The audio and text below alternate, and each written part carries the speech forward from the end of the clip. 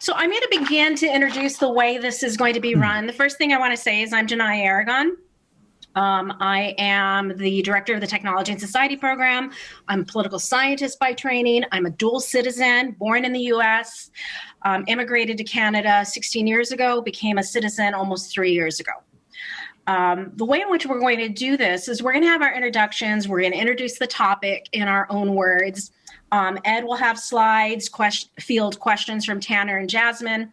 I will have some slides, field questions from Tanner and Jasmine, and then we'll have Q&A from the attendees. So that's the way in which we're going to run. I've introduced myself. Why don't I go ahead and pass the baton to Ed? He can introduce himself and then pass the baton accordingly. So Ed. Good morning. So my name is Edwin Hodge. I'm an assistant professor in the Department of Sociology at UVic. I'm also a researcher attached to the Center for Global Studies. I study a whole lot of things, but my principal areas of research, I study extremist social movements on the political far right. So that's things like neo-Nazis, white supremacists in general, Proud Boys, reactionary movements, and increasingly I'm studying conspiratorial movements, so things like QAnon. There tends to be a fairly significant overlap between those two, so it meshes quite nicely. And so that's largely what I'm going to be talking about today is sort of post-presidential election, looking at social movements that have emerged during the Trump era. And that's it. So I'll pass it on to Tanner. Awesome. Hi, everybody. I'm Tanner Lawrenson. I am a fifth-year political science student in my final lap here at UVic. I say here because I'm located in Victoria, and I'm not sure if everybody else on this panel is. My credentials are far less impressive than Dr. Hodge and Dr. Aragon. I am just a student who is very interested in the subject matter, and both Jasmine and I have the privilege of being Prof A, as she's known in the classrooms, students this semester in some courses. So this is a very exciting opportunity, and I'm just really excited to be a part of it. Yeah. I'm going to pass it off to Jasmine. Thanks, Tanner. Hi, everyone. I'm Jasmine. I am a fourth-year political science student at UVic, and I'm also really excited to be here on this panel. I was really happy to be selected for this. I've been pretty interested in this topic as a young person who's on the internet often. I feel like I have seen a lot of the stuff that we are going to be talking about today in person. And yeah, I've been really lucky to take classes from both Dr. Aragon and Dr. Hodge. So I think we have a really good panel here, and I'm excited to see how things go. I'm just going to interject. I think it's fine for the purposes of this Victoria Forum and for us to have kind of like a fireside chat, that I'm okay with us being less formal. And so Janai and Ed, you're nodding. So I think that's fine. What I'd like to do, though, is I'd like to hear from our facilitators first in terms of introducing the topic at hand for today. And I do want to share that one of the reasons why I contacted these two particular political science students is they are two extremely strong students in two of my classes that I'm teaching this term. And I just think with this particular topic, bridging the divides, that it would be fantastic to have two undergrad students in political science, in the social sciences, help us facilitate, because let's amplify our strong students. So Jasmine, you were last to speak. Why don't you be first to speak in terms of introducing the topic at hand? And, you have, 3 minutes or so, and then we'll go to Tanner, and then Ed will start his presentation. Awesome. Thank you, Janai. That still feels weird to say, but we'll try and get used to that.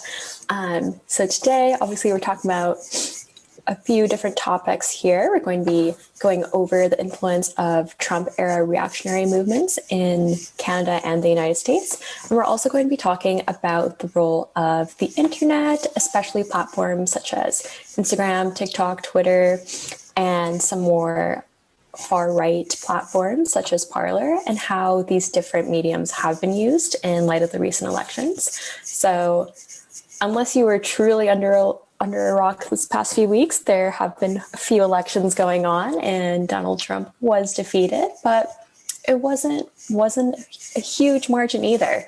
So we're going to be talking about what happens in this now post-Trump era. Is this movement going to die down? Are we going to see a resurgence? We are going to look into all those different prospects here. And I know in particular, we're also going to be talking about different areas of voter suppression that we saw go on during the election in the United States. And we're going to be talking about the role of the youth and youth voter turnout, and especially looking at racialized youth as well. So that's just a quick overview of what will be going on, and obviously any other questions that the audience wants to bring up. I'm sure all of our panelists here are happy to kind of go with the flow and see what our audience wants to hear from. So that's all for me, but I'm going to pass it to Tanner now. Awesome. Thank you, Jasmine. She really hit the main points here and did an awesome job of summarizing the kind of conversation we're going to be having today. I would just add that as Jasmine and I were collaborating on questions, I was struck by the breadth of knowledge of both Ed and Janai, which I agree, Jasmine, is odd to say, but I will, again, get used to it. Just the breadth of their research and how much of what I would consider the most fascinating parts of a pandemic election and social media, the things that kind of grab our attention in the trending Twitter section about these kind of movements and about youth on TikTok. And we're just very lucky to be able to explore many different tangents. So I would definitely encourage participants, if you think that a question might not be directly related, I would really encourage you to suggest it and put it forward, because odds are it does fit in really neatly within an expert area of one of our speakers. But yeah, I'm really looking forward to it. I'll toss it over maybe to Janai at this point, or just to Edwin. Well, I'll just interject. Thank you so much, Jasmine and Tanner, for your points. The chat function is disabled for our attendees, so we'll have the Q&A when we're done, and what we'll do is they can unmute themselves and ask their question. So for people in our audience, again, a warm thank you for coming. I know there's lots of different sessions that you can attend. So just maybe write down your question or think about the question that you might have, and we'll have time for a discussion afterwards. I pass the baton to Ed. Well, thanks. Okay, let's do a little technical thing. I'm going to try to share screen. Hopefully this doesn't blow up in my face. I am unable to.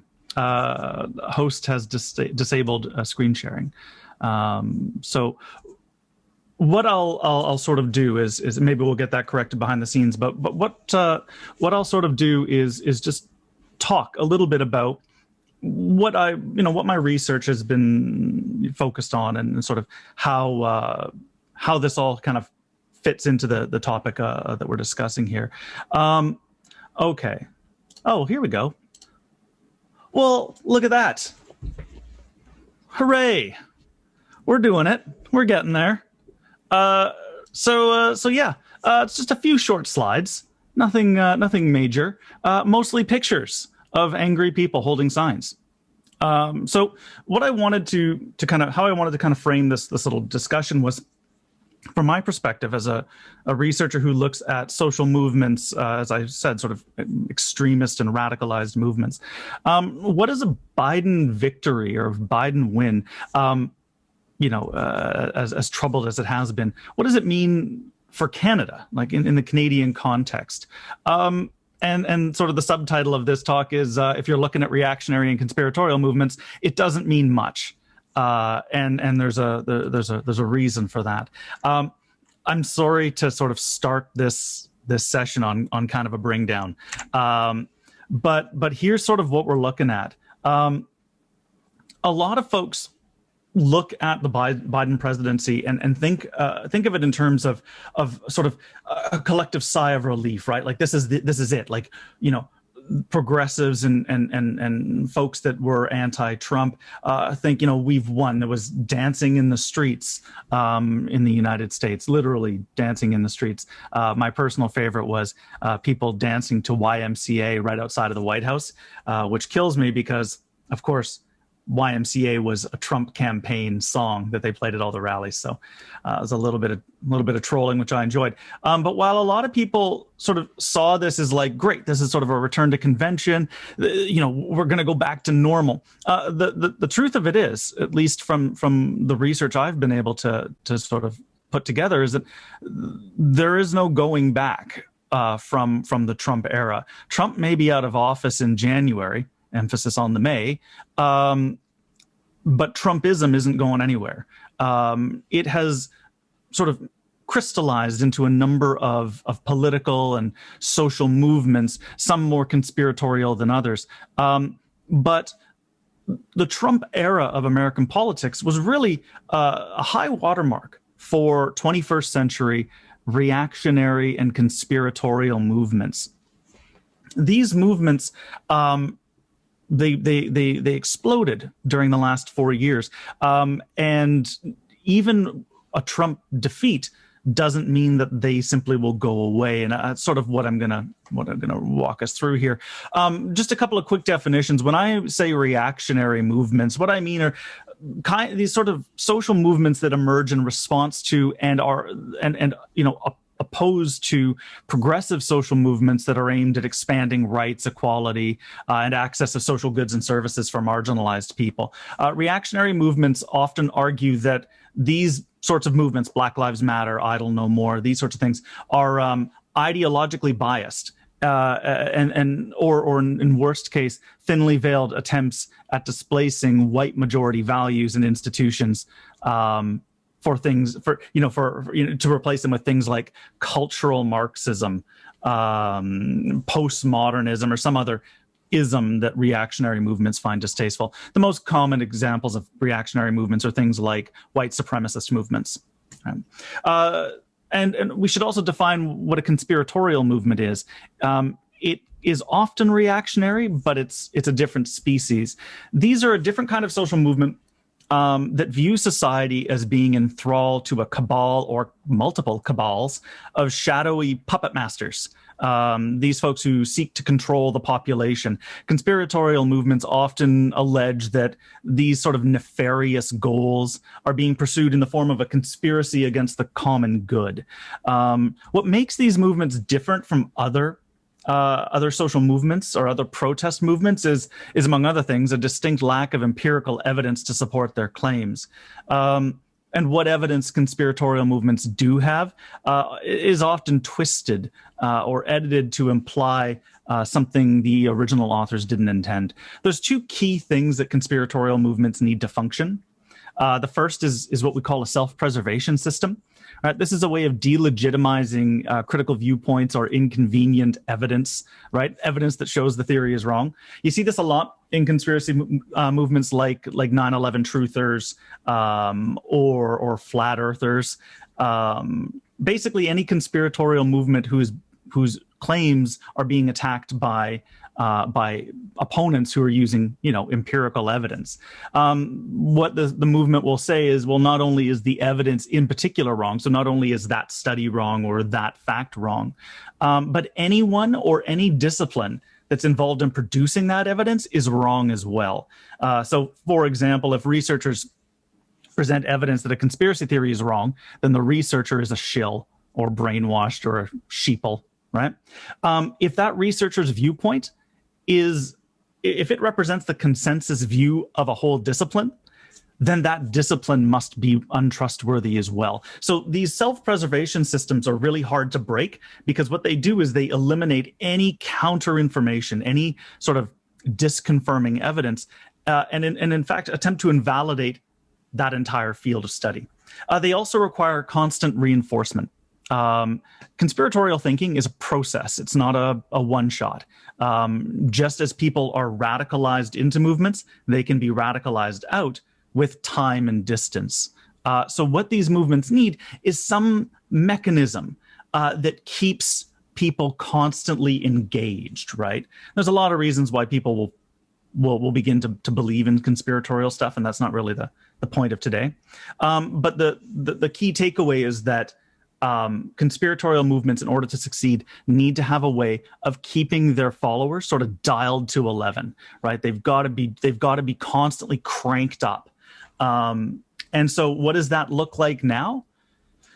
Well, while Trump was president, it meant that he could serve as their kind of figurehead for their war against the deep state, right? And the deep state is effectively just like career bureaucrats, right? The people that make the government run. In conspiratorial circles, they've been labeled the deep state and are some kind of like shadow government that's secretly opposing Trump's every move to like make America great again. When he was around, they could just simply say everything he does is an example of him fighting this war, and we're supporting him, so we're doing this good thing. What does it mean that Trump lost? Well, it means a couple of things. One, the followers are beginning to argue that, and have been arguing pretty loudly, that that a Biden win is illegitimate, that it couldn't possibly be true because Trump is just obviously such a great president that he could not have lost legitimately. So they see Biden as an illegitimate sort of pretender and usurper. What's worse is he's a threat. Biden represents, for conspiratorial thinkers, everything that is wrong with international politics, with American politics, with society, right? Biden represents basically the forces of evil.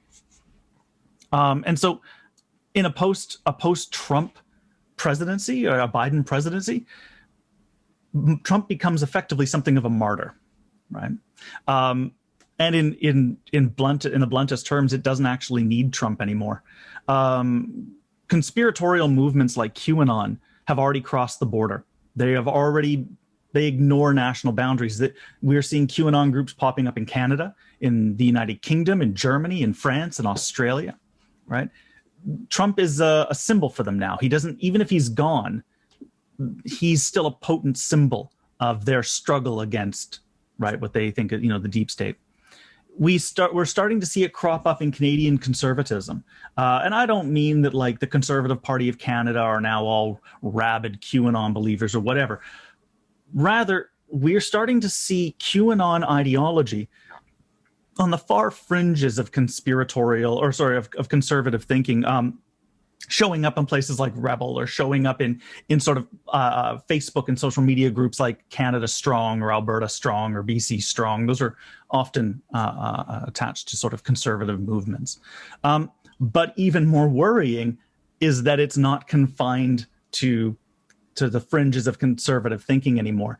It's now beginning to seep into the Canadian sort of new age scene, right? The sort of all the crystal healers and light workers, and we're starting to see elements of this ideology pop up there too. We're starting to see it attach itself to new movements or new initiatives. If you've ever seen the sort of the hashtag Save Our Children on Facebook, it's an anti-human trafficking hashtag. At least it used to be. It has been co-opted by QAnon. And so when you see that hashtag popping up across social media, 9 times out of 10, it's a QAnon meme it's attached to, right? So we're starting to see QAnon adapt itself to not just a post-Trump America, but non-American environments as well. And the thing is, they're not disparate. They're not like not talking to each other. They're all talking to each other intensively in social media spaces, places like Parler, Gab, Vote, Reddit, to a lesser extent.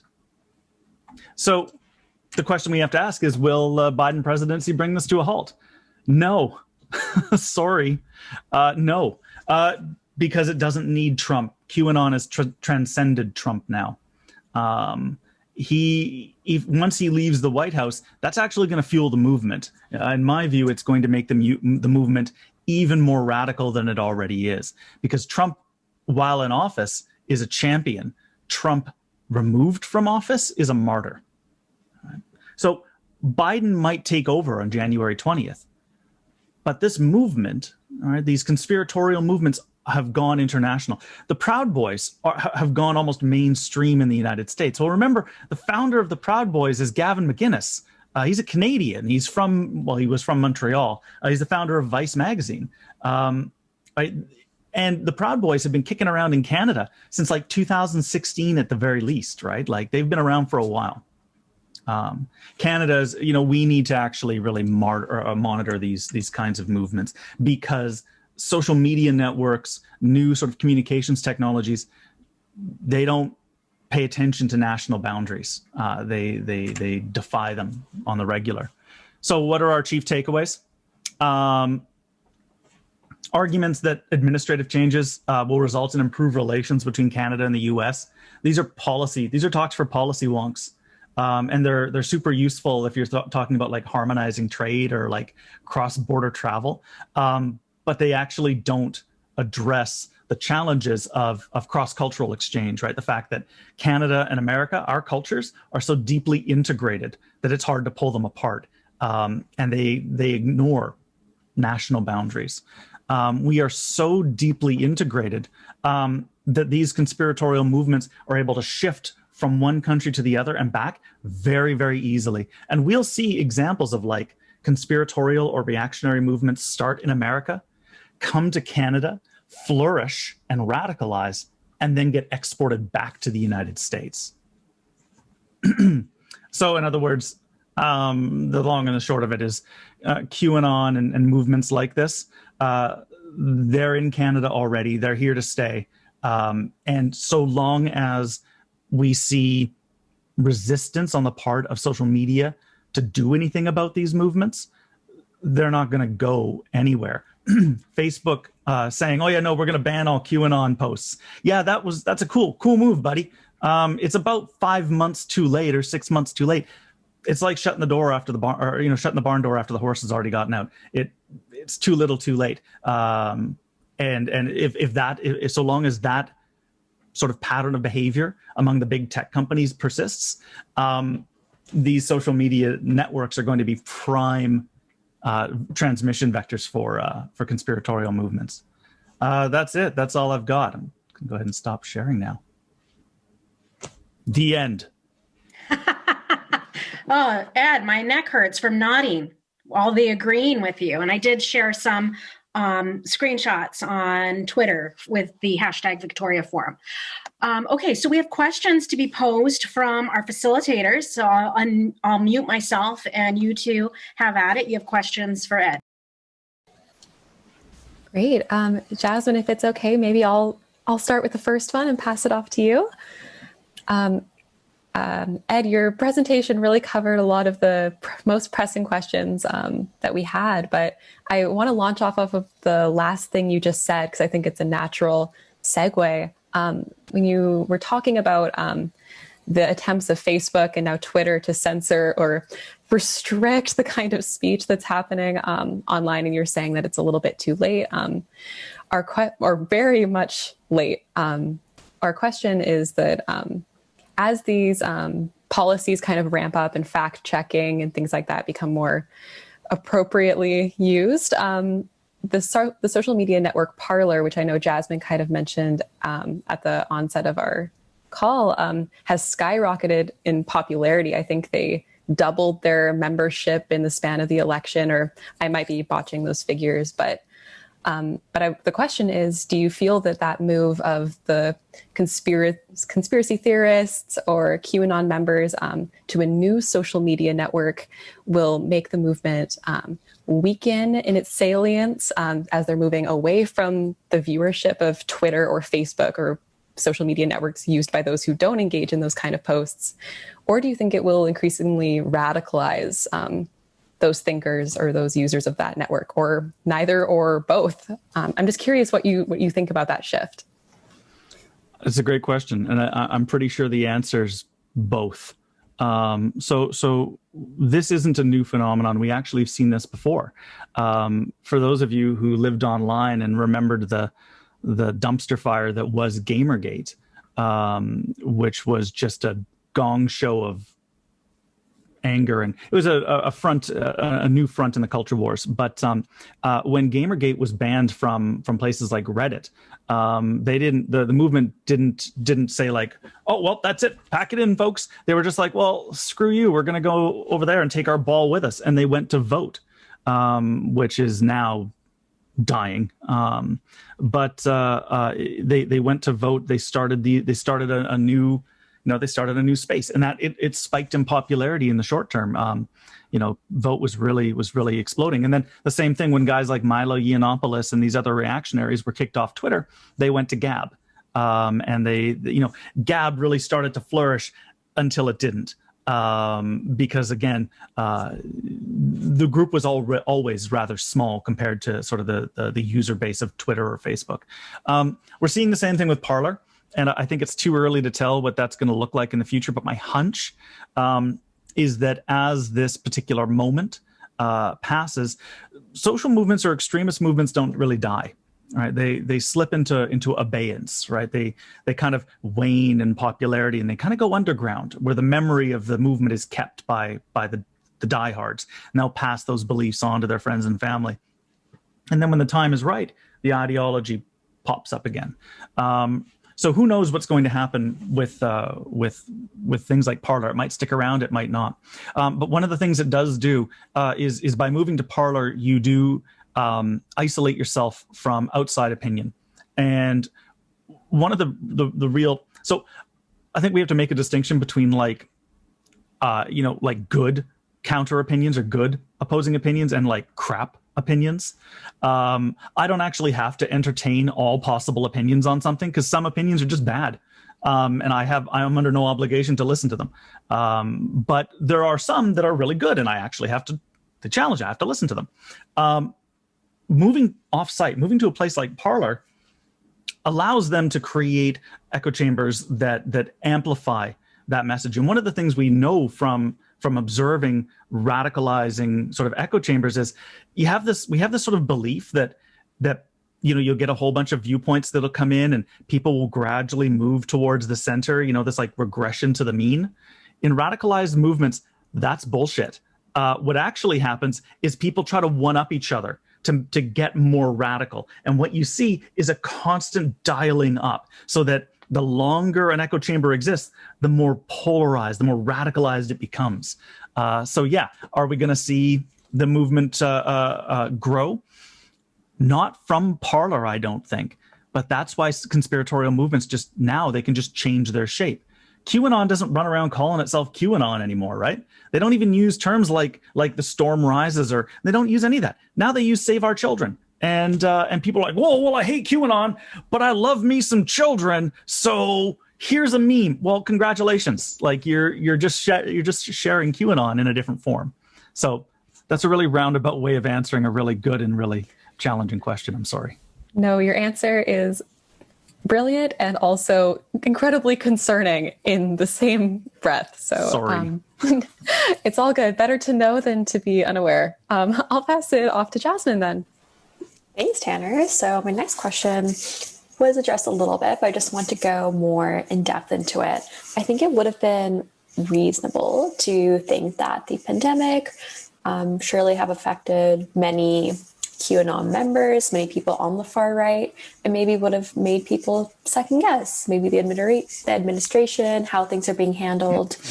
What sort of changed as the overall health of the US population kind of deteriorated with the pandemic, and also Trump himself getting COVID? How has that impacted these movements? Yeah, that's another really good question and a frustrating one.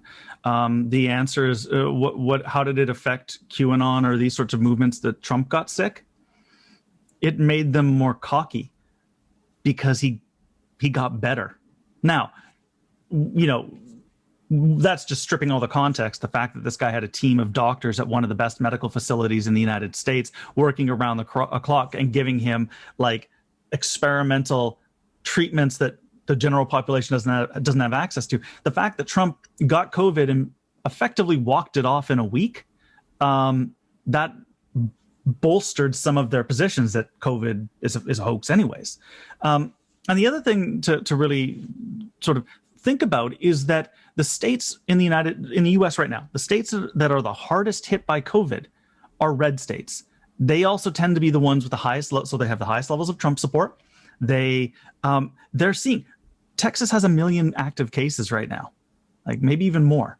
They're like, it has gone exponential there. And that hasn't actually stopped a lot of the followers from like dismissing COVID, because the whole point of these kinds of movements is empirical evidence doesn't actually matter, right? We see this, so at first they said these, anti-masker, anti-COVID type folks said, it's just like the flu. Flu kills 30,000 people in a year. And people were like, okay. And then COVID killed 30,000 people in 3 months. And then it hit 100,000. And then it hit 200,000. And now it's up to 230 something thousand. And so you would expect them to go, oh shit, we were wrong. No, they just go, oh yeah, no. See, the CDC said all those numbers are inflated. All the death counts, it's all inflated. People, if you died in a hospital because you broke your neck, they wrote you down as having COVID, right? So they remember sort of requirement one of conspiracy theories, which is the self-preservation mechanism. Empirical evidence does not penetrate. They simply come up with justifications or rationalizations why it's not true, or they just make stuff up. Like the idea that international health agencies are simply just inflating all the COVID numbers. For what? For what purpose exactly? That's for the conspiracy theorists, the answer is always because tyranny. But that doesn't really seem to be the case. You get the same thing in BC, right? Anti-maskers arguing that like lockdowns are tyranny. Well, there's never actually been a lockdown in BC. We've asked people to self-isolate, and most British Columbians are like, yep, that seems cool, Dr. Henry. But for conspiratorial thinkers, tyranny is all they need to sort of justify saying whatever they say. So that would sort of be your answer. It doesn't actually affect them all that much.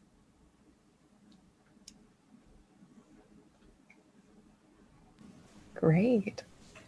Your answers again are so great. I'm wanting to maybe bounce back to a theme that I think keeps coming up in each of the answers, and it definitely is one of the most concerning aspects, I think, to me, just as a student or somebody who observes posts, is that Save Our Children aspect of these movements that is really hard, I think, for the general public to understand if you don't have this context or research experience around the purpose or intention of that kind of hashtag. So I'm wondering if maybe this wasn't in our prepared list, but I think it's something that's so relevant because I definitely have seen grandparents or friends who I know don't agree or are vocal about disagreeing about aspects of QAnon theorizing, etc., but have shared or reposted these things, like you said, and not really knowing the origin or the purpose. But I'm wondering if you could maybe, and I'm putting you on the spot, maybe speak to a bit about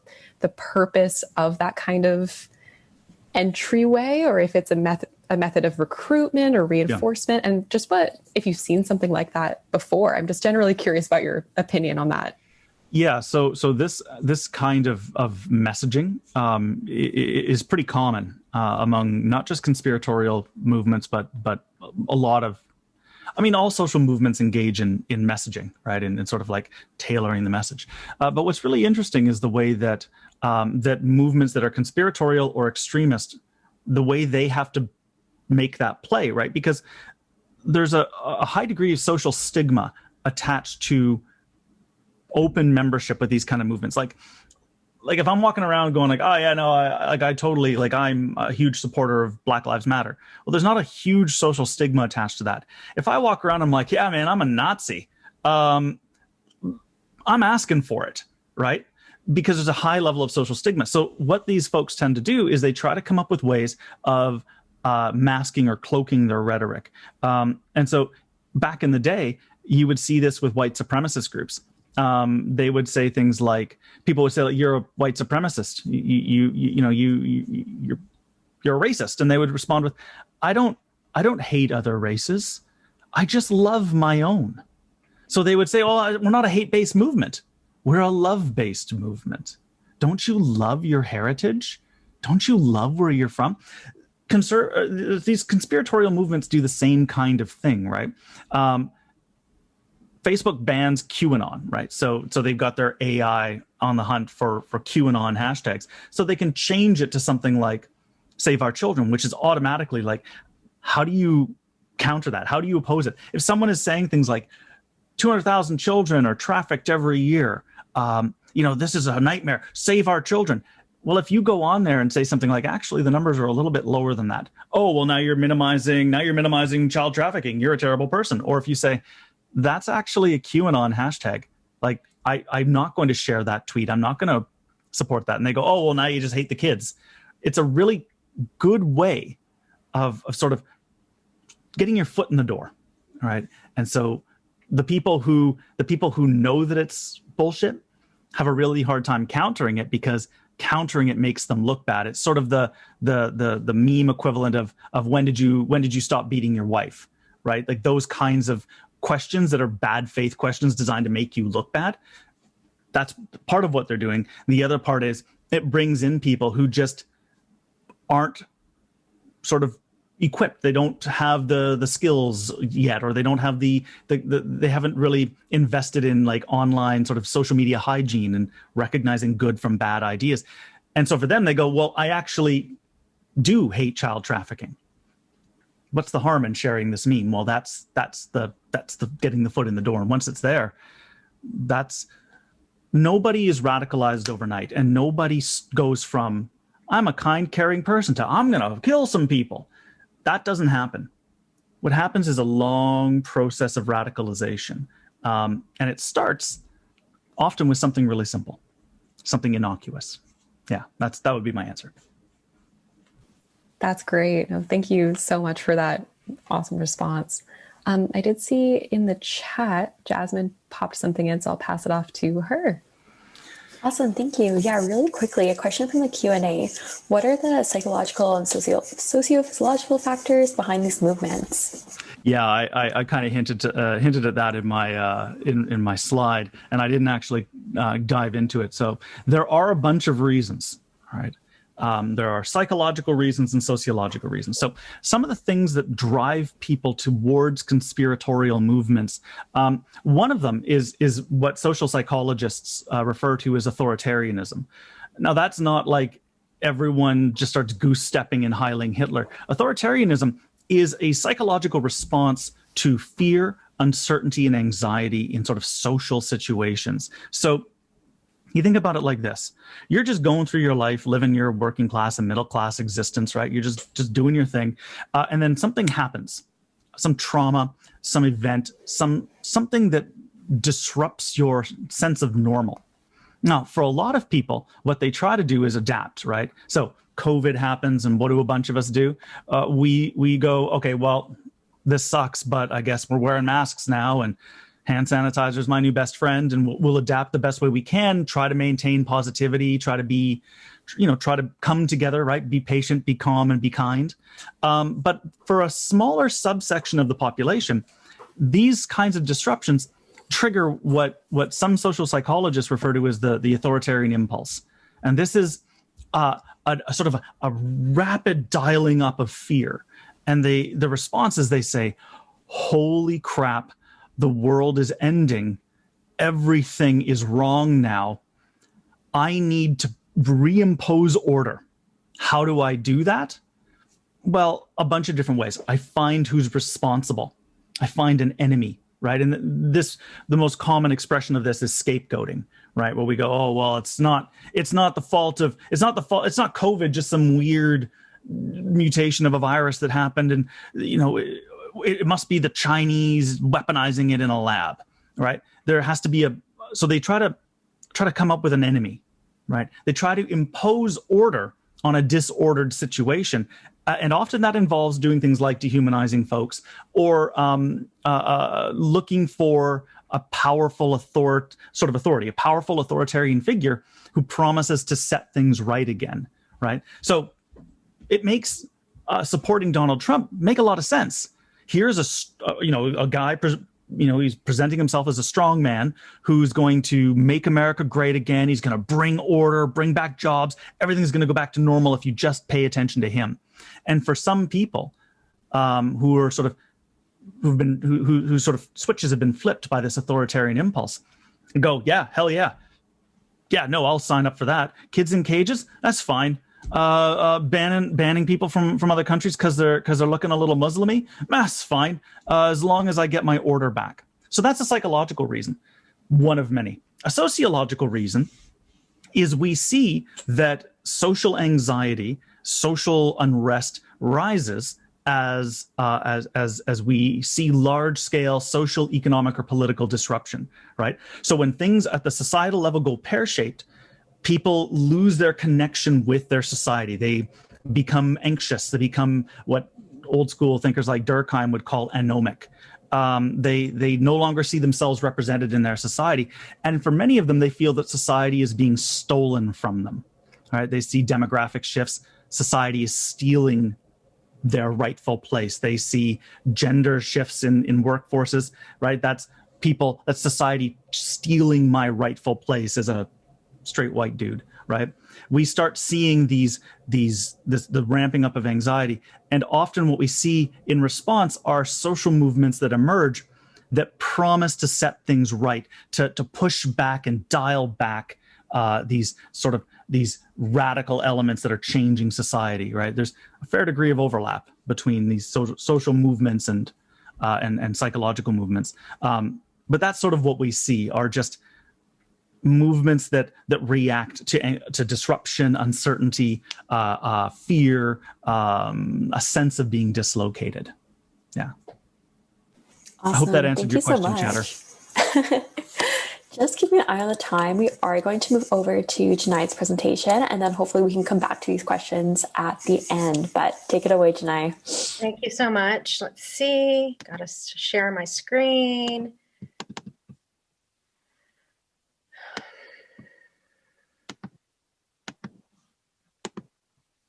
Okay, and forgive me, but there is a reason for this. I am using a holiday-themed template because of the topic, not so much bridging divides, pandemic politics, or social media and elections, but really because elections are a gift for social scientists like myself, and I'll go ahead and speak for Ed, also for Ed, just because of the fodder that it gives us. It's yet another case study to speak to the things that we're interested in. So for those of us in Canada who follow elections, we had the BC provincial elections and then the general election in the United States. And so indeed, it's kind of like a birthday gift, or dare I say Christmas, for someone like me, although having elections during a pandemic in the 21st century certainly is something unique, if not unusual. People keep on speaking to this new normal, and I just want to say this new normal is not normal, and that having elections during a pandemic, folks are just rife with unease because of COVID. And, I also think part of it stems from just not liking feeling that, you're stuck at home, you have to wear a mask, that sort of thing. And so we see in social media that the fires are stoked often along partisan lines. So we did have an election called in BC. The NDP ended up gaining seats, now has a majority. Particular to the United States, we're waiting for the Trump administration to offer the concession speech because clearly Joe Biden and Kamala Harris won, regardless of all the conspiracy discussions on social media and even the march, the MAGA march that is going to take place allegedly this weekend in DC. I'll move to the next slide. Now, I want to go back a little bit pre-pandemic just to speak to the efficacy of social media. And so I want to look at or refer to some research that I did regarding the federal election in 2019. I ended up looking at the federal leaders. This is, Canadian politics, in case anyone is not from Canada. I ended up looking at the Twitter streams during the election period. And thankfully, Canadian politics differs from American politics. Our elections in Canada are quite brief.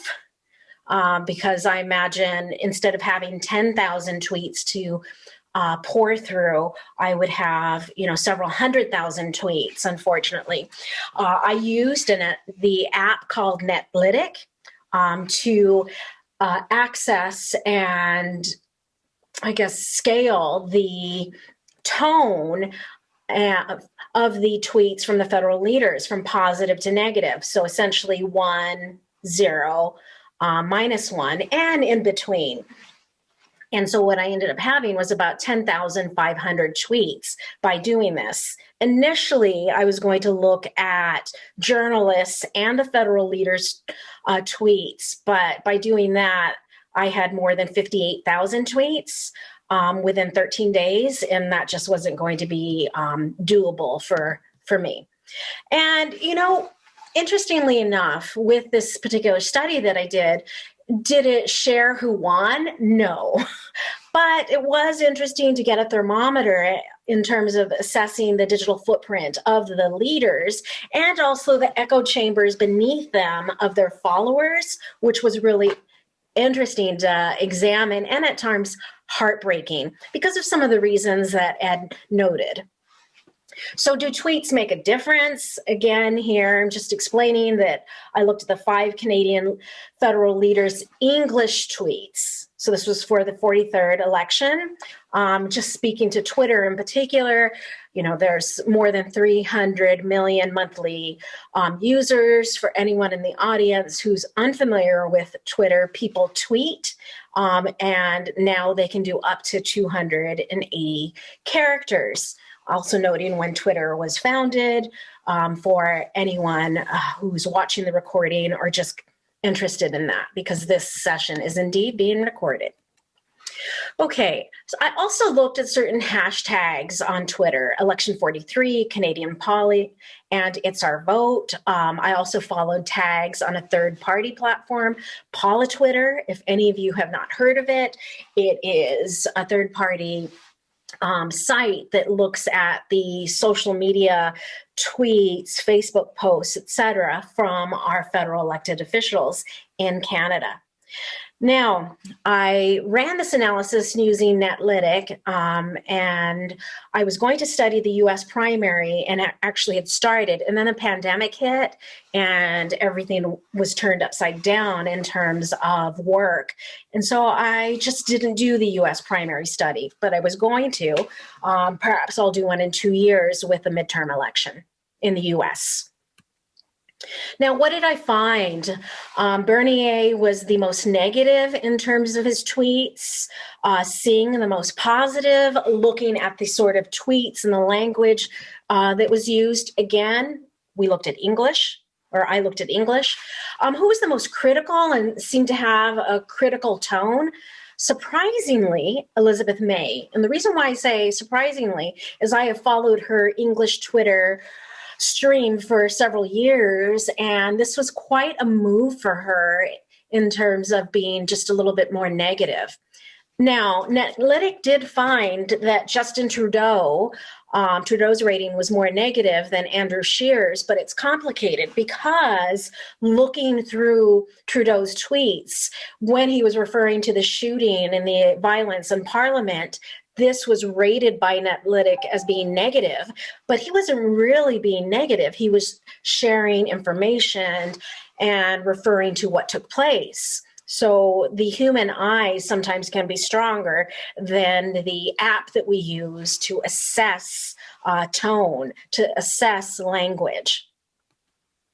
So I just want that background because it's important to note that the negativity or echo chambers on social media, it's not new. I joined Twitter in October 2007 in order to follow Barack Obama. So I've been on Twitter for a very long time, and I've examined social media in American elections for more than a decade. Ed referred to the echo chambers. And so the echo chambers are really where we find hyper-partisanship, or it might not even be partisanship. It's just the ideals or leanings that someone might have. And so, for instance, who you follow, and then the algorithm that is curated, be it on Twitter, Instagram, or TikTok, is such that you'll start to find like-minded people coming up in your stream. And so the algorithm becomes skewed, so to speak. And so what we see on social media, in particular, looking at Twitter, Instagram, and TikTok, is there's hyper-partisan behaviors. And what we really have is the perhaps second or third generation of the culture wars that Alan Bloom referred to with the closing of the American mind when he wrote this book a very long time ago. Well, it wasn't really a long time ago, but in the 20th century, he's a conservative ideologue, and he was really trying to support not only the Reagan Revolution, but just conservatism in general. And so we have the cultural wars taking place on social media, but also on the streets of Oregon, be it Trump supporters in Toronto, et cetera, et cetera. So people whose opinions vary drastically. If we look back, it was really with the 2008 election for Obama, in which we saw people flock to the KKK and other white supremacy, white power groups, and also buy more guns because they assumed with the first Black president in the United States and a Democratic president at that somehow gun rights were going to be affected, the Second Amendment in the US. I'll move to the next slide. So if we look at TikTok in particular, the political tags are quite strong. I joined TikTok, last year, really to follow. I was just amazed at Generation Z or Generation Z and young people lip syncing political speeches. I was just drawn to it, and it was kind of mesmerizing to me watching young people across the globe, at times in different languages, giving political talks, but they were lip syncing talks from leaders that they really respected, that sort of thing. But the echo chambers on TikTok are also strong. There's community guidelines. People get banned for perhaps saying vulgar things, and then some things seem to be acceptable. So it's interesting to see. Now, TikTokers have affected events in terms of, when there's an RSVP for, say, a rally for President Trump, and you have to register. Some high influencers on TikTok encourage their followers to register in order to have an empty crowd. And they were indeed successful. We've also seen this with K-pop fans and others on TikTok kind of affect the algorithm on Google so that if you looked up white athletes, only Black athletes came up. And it was to the point in which even white family, white celebrity, it would be African American or other people of color who would come up. So it's been interesting to see the way in which some TikTokers, K-pop fans kind of mess the algorithm up, or perhaps they're fixing the algorithm and not messing it up. So there's lots of information, but misinformation on social media as well. You just have to go on any of these platforms, be it if it's Twitter, Facebook, which Ed referred to, Instagram, or TikTok, and look at some of the hashtags, be it Save the Children, Blue Wave, Red Wave, Trumpets, MAGA, to see the partisanship that lives and thrives online. Now, the 2020 election cycle has been a a dumpster fire. And, this is a Bitmoji of me looking at the dumpster fire and kind of frowning because of the stink and the smell. I guess it's the same thing. It's been hyper-partisan, racist, homophobic, transphobic. There's been racialized sexism, against VP-elect Kamala Harris, that sort of thing. And we've also witnessed the incredible growth of Parler. Now, I have a Parler account. I haven't deactivated it, but I did get on a Parler to see what was going on. And I want to say about 2 months ago, I had to delete the apps that on my iPad and my iPhone because it was hurting my heart. It was hurting my heart and my head. Lots of hate, and folks say it's their right or radical right version of Twitter where free speech is protected. There's a lot of hate speech. Now, in terms of the 2020 election and looking at turnout, it's been quite amazing to see that millennials and Gen Z or Gen Z are changing the usual turnout rules in terms of seeing more turnout. So the get out the vote efforts have been strong and have increased the presence of young people, youth, so people under 30, according to the UN, voting, which is awesome because I think if we continue to see this, we're going to continue to see young people voting at higher rates. And particular to the United States, young people tended to support the Democrats in higher numbers than Republicans. But this doesn't mean that young people were not supporting Republicans.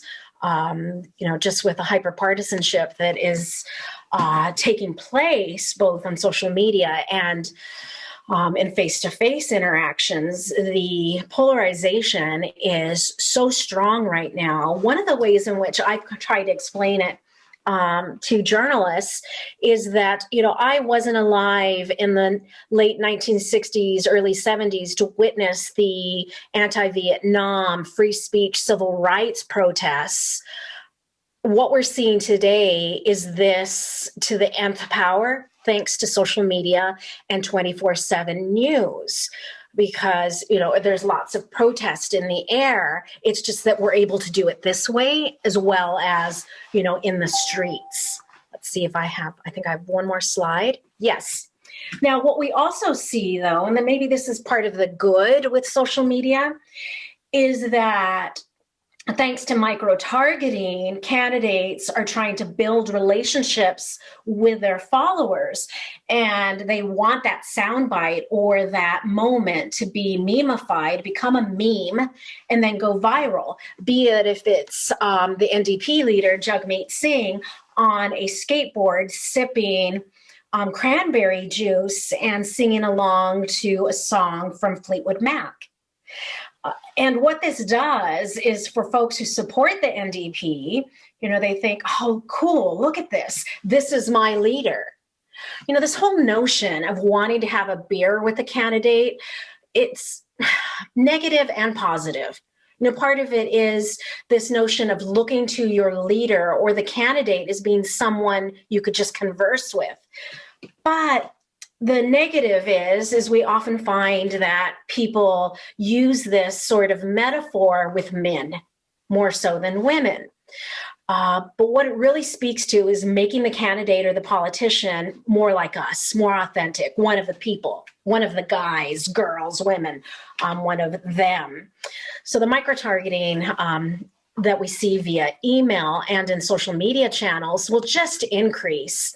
And Ed made such a germane point. I thought my head was going to fall off with the notion of Trump being a martyr, because this martyrdom has and will continue to increase the base. We saw Parler growth explode, and we also witness by folks who go to Parler the way in which it delegitimates the nascent Biden and Harris administration, because folks on Parler are saying the election was stolen, which is somewhat ironic given the bot use with the 2016 election on social media and elsewhere. I think that was my last slide. I always have the information from where I took the slide. So I'll stop slide sharing. We'll go to the Q&A from Tanner and Jasmine, and also from the Q&A from our attendees. So I'm not sure who's first in terms of Tanner or Jasmine, but have at it. I think we're really just going with the flow. There's no formal structure. So Jasmine, do you want to start, or do you want me to kick it off here? You can get it started, Tanner. Perfect. Okay. With both speakers, I feel like I'm in a lecture because I'm frantically taking notes just for it's appearingly no reason at all, because I'm not being tested on this subject, but I just found it interesting going through your slides. I felt like I was in the classroom. So both of you have spoken, but I'm interested in your opinion, Prof. A, on diversifying your feed, trying to prevent yourself from falling into this echo chamber, which is a word that's come up in pretty much every question, is the danger of this echo chamber that social media can become. And I know, Janai, your syllabus is an excellent example of conscious diversifying of thought and of experience, because I know you take a lot of pride and a lot of time put into your syllabus and ensuring different viewpoints are reflected. But I'm wondering, in the context of social media and, again, wanting to protect yourself from falling into that pattern, how do you find a balance between protecting your space and not inviting any kind of thought? Like Ed said, you don't have to respect all opinions. Not all opinions are equally valued or appreciated.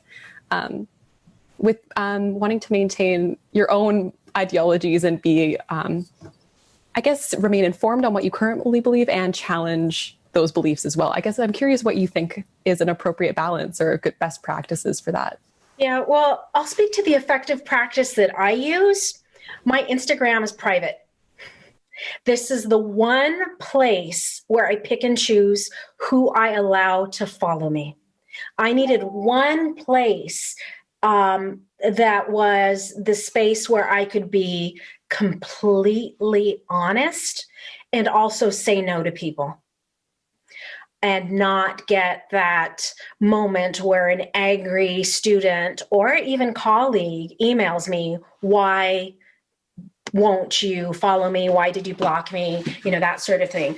Because I had a funny experience several years ago where a former student of mine from UVic, I unfollowed them. I just got really tired of their bougie, foodie-esque stream. And I unfollowed them on Twitter.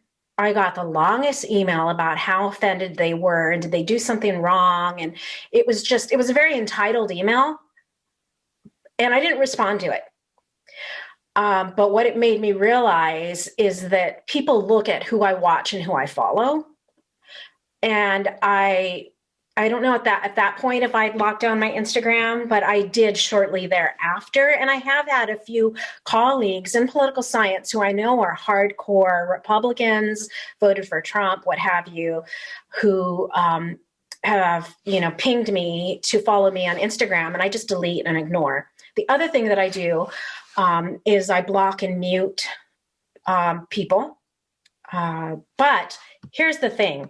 When I'm doing research, like when I was doing the research using Netlytic, I have to eschew how I personally feel and do my research and do it right. So I might have to unmute certain tags, that sort of thing. But I also have different Twitter profiles.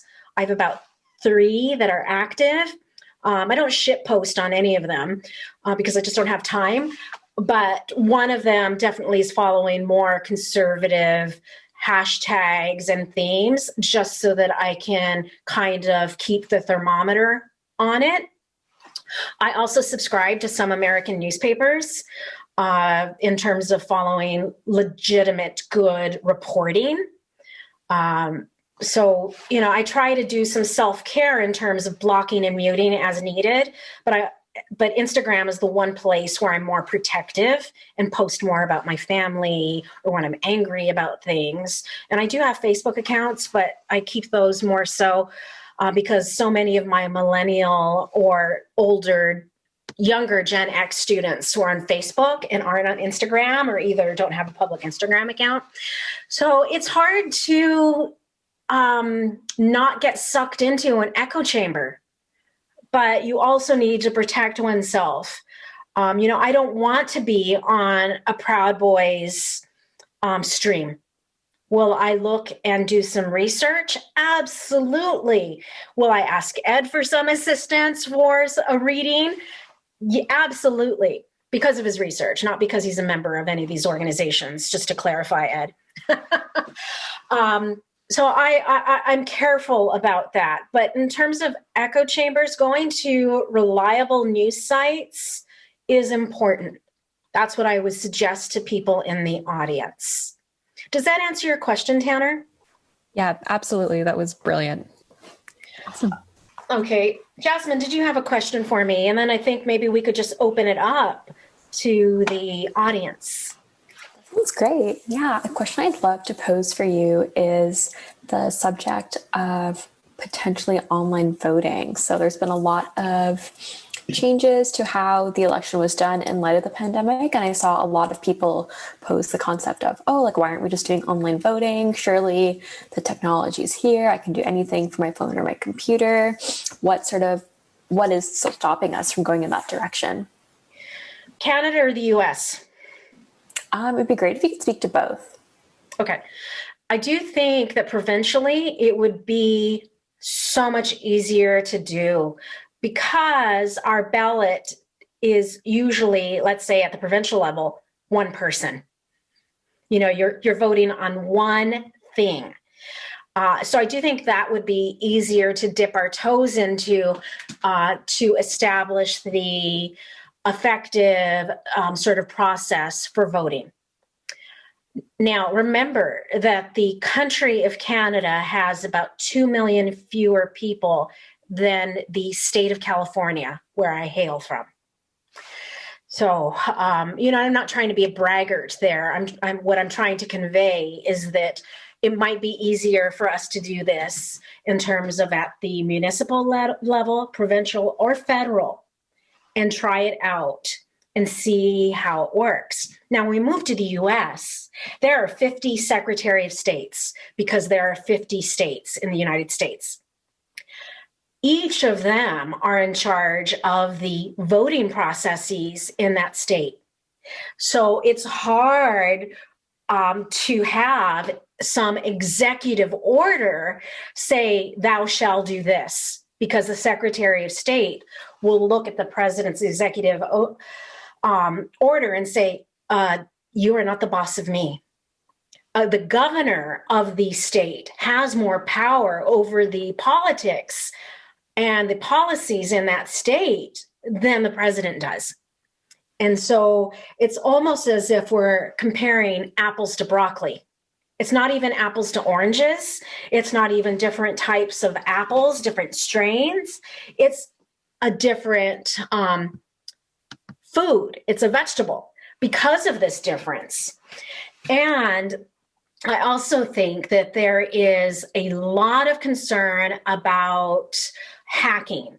Now, I say all of this knowing that I voted online in California because I am considered a military or overseas voter. For us on the island, the overseas part is the Salish Sea. But nonetheless, I had a secure site to go in, credentials, that sort of thing. I cast my vote for my 2-page ballot on roughly 36 different offices or measures. And then, printed out the ballot. It had a QR code as well as how I voted on each particular office or measure. And then that was faxed to the San Diego County Registrar of Voters. So it can be done, but the scale and the potential for hacking is really a concern for the secretaries of state with the 50 states, right? And I have to say, getting my ballot took a lot of work, about 6 weeks worth of work. getting the ballot to print out correctly 3 times, and I'm tech savvy. So, it would give me pause to move to 100% online voting, especially given that Ivanka Trump has bought some patents for online voting machines, what have you. And I see Ed with his emphasis, amazing way in which one eyebrow can go up. I wish I could do that. I do not have that sort of eyebrow control. So it does give me pause to move to all 50 states doing this. I'd like to see in the US, maybe cities move to this and to get normalized. And then from there. But again, I voted for city council just a few weeks ago because I vote for so many things. I voted for president, I voted for my congressional rep, I voted for the mayor, city council, as well as a ton of different measures. So how would we do this? Maybe special elections in the US to start off? It won't be easy. So that's my answer. It won't be easy because I should stop. I believe we have some questions in the boxes that we can see. Awesome. Thank you so much, Janai. Yes, we do have a few questions in the Q&A now. If it's good with you, Tanner, I might just take one of them. Okay, cool. So I think this one is directed towards Ed. Do you think there is an emergence of conspiratorial movements on the left side of the political spectrum as well? Oh, yeah. Conspiratorial thinking is nonpartisan. You got to remember the 9/11 truth movement, so trutherism, that started as a left-wing movement. That was a left-wing conspiratorial movement. Some of the earliest examples of like the reptiloids and like bizarro like chemtrail stuff came out of left-wing circles. Chemtrails, there's some ties to sort of deep ecology and sort of early 70s and 80s environmental movements. So yeah, they certainly show up. But before anyone sort of walks away going, therefore both sides are bad, so everything's okay. No, we actually can tell with pretty high accuracy which movements are more prone to using violence, right? We refer to this as movements that have violence as part of their repertoire of contention. That is a tool in their toolkit. And it's pretty lopsided in that regard. Most left-wing groups since the 1960s, with one or two exceptions, most left-wing groups have abandoned the use of violence as a political tool. Whereas what we're seeing on the right, the sort of the political far right, is a growth in the acceptance and endorsement of violence, to the extent that both Canada and the United States recognize that right-wing domestic terrorism, is the single greatest risk. Like it's the single greatest vector of terrorist activity in North America. So yeah, conspiratorial movements are everywhere. Great. We do have a question from Lorenzo, which is well phrased, so I'm just going to read it verbatim. American historian Timothy Snyder argues that communication is a fundamental condition for freedom. However, factuality is key in communication. In the age of post-truth and social media, can we ever be free in this sense of factual communication? And I think the floor is open to maybe Prof. A. You can have I'll start, and then if Ed wants to add. You recall that I noted that I subscribe to certain newspapers. I think that there is absolutely a need to support, be it if it's an online app like I have with the Washington Post. I stopped subscribing to the Boston Globe sometime in the last 2 months. I just felt that I was getting more than my feel of American politics, and also wasn't teaching 313A as I was supposed to, and that was one of the reasons why I was also looking at the Boston Globe. I do look at the Globe and Mail as well, to have Canadian news. So I think that ensuring that you're looking at good news sources and not just one. So let's say you're a hardcore Republican, not just Fox News, but maybe read your Atlanta Constitution newspaper as well. Be a subscriber for the digital copy, or if you're a boomer or Depression era person, you probably still have a hard paper subscription, because those folks are the generation that tend to still subscribe to a physical newspaper. So not getting all of your news via social media would be useful. Or if you are on social media channels, follow journalists who are known for being straight shooters, so to speak, honest, that sort of thing. Because I think that's important too, so that you're not just looking at rebel sources, right? Or going to Stormfront and following their kind of biased viewpoint. Ed, did you want to add something to that? Yeah, stay away from Stormfront, folks. It's a shithole filled with terrible people. And if it were lit on fire tomorrow, I would probably make s'mores. Yeah, the trick for making sure that you're, I don't know, the trick to sort of maximize your informational freedom, right? Yeah, you got to have multiple sources. I mean, look, I'm pretty far from the National Post's target demographic, but I'll hate read National Post because I need to understand what the center right in Canada has to say. I read, so I will, my daily sort of my news diet, I try to make it as diverse as possible. There's some places I don't read. I don't care how popular Fox News is. It's trash. And I don't read tabloids. I don't watch or read Fox News for the same reason I don't read the Weekly World News. It's garbage and completely unreliable. But what I will do is, in Canada, I read the Tyee, then I'll read Toronto Star, then I read the CBC, then I read the National Post, then I read things from the Globe and Mail, then I read the Washington Post or the Atlantic, or then I'll read the LA Times, then I'll read the New York Post if I have to. Then I like to branch out and I read Al Jazeera English, and then I read Al Jazeera Europe, and then I read France 24 and The Guardian and the Telegraph. Like, the thing is, a media diet is like any diet. It's hard work. You don't just get to sit back and passively be like, well, what am I mainlining today? Is it friggin' Jake Tapper or whatever? Like, no, you actually have to go out and do the work. So what would I suggest as maybe a remedy? Do the work.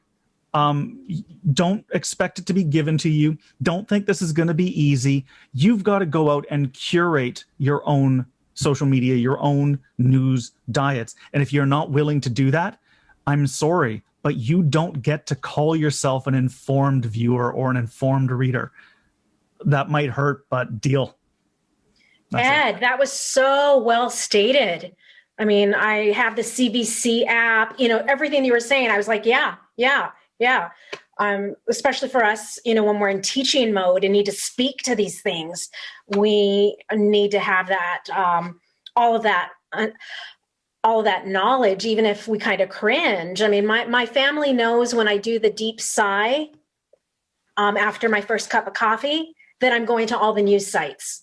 Because what I do nowadays, or at least in 2020, is I have my first cup of coffee, Twitter, then TikTok, and then I feel that I can steel myself to the Washington Post, CBC, Toronto Star, et cetera, with the second cup of coffee, because now I'm a little bit more alert. I've laughed, because of stuff on TikTok, that sort of thing, and then I can do the research. And so that's just really the important thing. And I love the analogy about like a diet. You're consuming different sources in order to be informed. I think the next question is really for you, Ed. I don't know if Tanner or Jasmine wants to read it aloud. Yeah, I can read it out. We kind of touched on the theme of violence or the threat of violence in movements, but this question says, how do you guys see the risk of these movements transcending into a more physical sphere, i.e. terrorism occupations like Oregon in 2016? It's not a risk. It's already happening. There is no, at the risk of alienating some of the older members of the audience, there is no online and offline anymore. That doesn't exist. That's an illusion that we like to establish in order to maintain some sense that like we can walk away from something, but we can't, right? I mean, saying that we can walk away from social media during times like this is peak whiteness.